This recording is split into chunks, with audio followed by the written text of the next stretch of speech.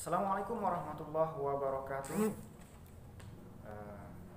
Apa kabar saudara-saudariku semua, kaum muslimin dan kaum muslimat dimanapun Anda berada. Saya selalu mendoakan semoga Anda selalu berada dalam keadaan sehat walafiat dan selalu dalam lindungan dan rahmat Allah Subhanahu wa taala. Pada kesempatan kali ini saya akan menjelaskan tentang bisnis yang sedang berkembang, yang sedang viral saat ini, yaitu tentang VTube. Jadi saya akan menjelaskan mengenai VTube ini dan bagaimana kedudukannya VTube dalam muamalah atau dalam hukum Islam. Apakah penghasilan dari VTube itu halal atau haram? Ya, sedikit kita review. Saya pernah bergabung dengan VTube sebentar. Pernah bergabung. Kenapa? Karena pada awalnya saya berpendapat bahwa VTube itu halal. Kenapa? Karena kita menonton iklan kemudian kita dibayar. Berarti istilahnya ada ijarah, akad ijarah atau sewa menyewa. Saya disewa untuk menonton iklan. Berarti itu halal ya, menurut pendapat saya pada awalnya halal. Dan juga banyak beberapa ustadz yang juga sudah memberikan penjelasan tentang VTube bahwa penghasilan VTube itu halal. Kenapa? Karena yang saya katakan yang pertama tadi, karena kita sebagai penonton disewa untuk menonton iklan. Dan itu hasilnya adalah halal. Saya setuju. Tapi ternyata setelah saya jalani ternyata VTube itu tidak halal, haram bagi saya ya. Kenapa saya mengharamkan VTube bagi diri saya?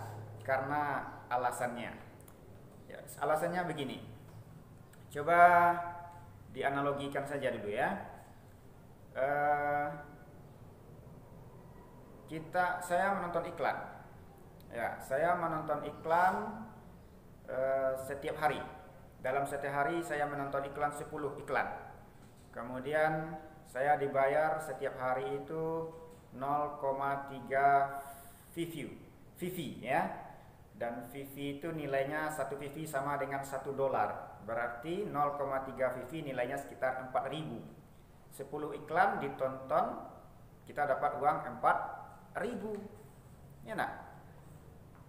Kemudian ternyata ya, saya coba searching, kalau kita mau pasang iklan di media, di Facebook atau di YouTube atau di TV ya, ternyata biaya pasang iklan itu rata-rata ya, standarnya itu satu kali pasang iklan itu untuk penonton sekitar 500 sampai 2000 atau ambil aja pertengahannya. Untuk 1000 kali tonton iklan kita itu orang yang memasang iklan itu harus membayar 15.000 ya, itu standar menengahnya gitu. Dan ternyata orang yang menonton 10 kali aja dia menonton sudah berpenghasilan 4.000. Dari mana penghasilan itu? Ya enggak? Masuk akal kah? Tidak masuk akal. Dan setelah saya pelajari, ternyata penghasilan VTuber itu adalah dari member baru. Dari member baru yang ingin gabung dengan VTube dan ingin mendapatkan penghasilan besar.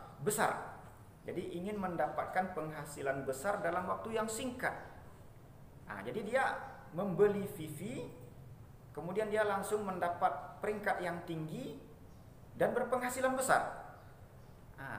Jadi disinilah letak gharornya. Jadi di situ ada istilahnya money game. Jadi perputaran uang itu dari orang yang sudah duluan ikut, kemudian dia sudah mengumpulkan beberapa VV, dan PV-nya itu dibeli oleh member baru supaya dia juga bisa berpenghasilan banyak seperti member-member yang telah dahulu. jadi disitulah letak gharornya. Jadi itu yang pertama. Kemudian ya mungkin belum jelas ya, masih ragu-ragu di mana sih letak gharornya gitu. Ya, coba kita bayangkan saja. Coba ini skema yang saya dapatkan dari para member Fitup ya. Jadi kalau kita baru per bintang 1, nah bintang 1 modalnya ini modal bintang 1 10 view. View point ya. Modal untuk bintang 2 100 view point. Modal untuk bintang 3 500 view point. Modal untuk bintang 4 1000 view point. Modal untuk bintang 5 5000 view point. Sampai bintang 6 10.000 view point. Ini modal ya. Pendapatan kita sehari sebanyak ini. Ya, Anda sudah tahu ya. Tidak perlu saya bacakannya. Kemudian keuntungannya selama 40 hari. Selama 40 hari mana dia? Mana keuntungan? Ini total hasilnya ini, total pendapatan ini. Jadi modal kita 10 view point, labanya selama 40 hari itu 2 poin. Jadi total yang kita dapatkan 12 view point setelah 40 hari. Ini yang kita dapatkan, dan keuntungannya ini. Ya. Karena masing-masing view point itu adalah bintang 1 bisa 8 paket kita aktifkan sekaligus, bintang 2 bisa 4 paket, bintang 3 bisa 2 paket, bintang 4 bisa 2 paket, 5 dan 6 satu masing-masing 1. Jadi andainya semua ini kita aktifkan, maka inilah total modal kita semuanya. Ya, ini 80 modal semuanya ya. Kalau kita aktifkan semuanya ini modalnya 80, ini modalnya 400, 1000, 2000, 5000 dan 10.000. Total semuanya yaitu 18.480 view point. Kalau kita uangkan, ya andaikan dolar itu seharga 14.000, berarti nilainya 258.720.000 rupiah. Ini modal. Ya, kalau ingin berlangsung berpenghasilan besar. Jadi kalau kita sudah aktifkan ini, maka penghasilan kita ini. Penghasilan kita selama 40 hari yaitu 5.931 poin. Karena kita main sendiri, ya tidak ada referral istilahnya, tidak ada orang yang berada di bawah kita, berarti kita dapat dipotong. Nah, ada istilahnya pemotongan yang bisa kita cairkan itu hanya 50%-nya, berarti bagi 2. Di separuh dari ini yang bisa kita uangkan. Berarti sekitar 2.965,5 view point. Jika diuangkan sekitar 35 juta sampai 44 juta. Itu 40 hari. Ya enggak? Nah, jadi modal 258 juta, penghasilannya selama 40 hari 44 juta. Ini hanya menonton 400 iklan. Masuk akal enggak? Hanya menonton 40 iklan berpenghasilan 44 juta. Berarti satu iklan bayarnya 1 juta. Kan enggak masuk akal. Itu namanya gharar. Ya enggak? Dan ingat Anda, jadi kenapa haram? Itu yang pertama gharar.